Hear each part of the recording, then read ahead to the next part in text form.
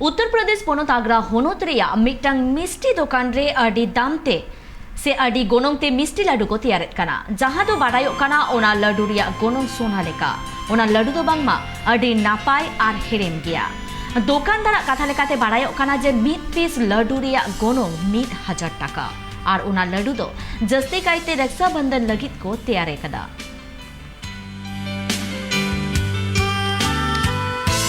इस बार हमने गोल्ड का घेवर विद इम्यूनिटी बूस्टर, साथ में उसमें हमने चिलगोजे का घेवर, पिस्ते का घेवर, शुगर फ्री घेवर, पाइनएप्पल घेवर, नई टाइप्स के घेवर बनाने का प्रयास किया है। इस बार कीमत की बात की है तो हमने स्पेशली स्टार्टिंग इसका जो है हाईएस्ट प्राइस में गोल्ड का घेवर बनाया है।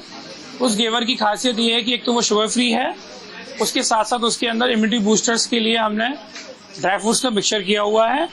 ड्राई फ्रूट के मिक्सचर में हमने चिलगोजा, पिस्ता, बादाम, काजू इन सब का मिक्सचर बनाया है। साथ में बच्चों को ध्यान में रखते हुए हमने इसके अंदर आइसक्रीम फ्लेवर भी दिया हुआ है ताकि जो बच्चों को पसंद आए। और यंगस्टर्स के लिए हमने इसके अंदर इम्यूनिटी बूस्टर के लिए सारी ड्राई फ्रूट्स को मिक्स करके इसकी गोल्ड की लेयर लगा के उसमें बेसन लगाई।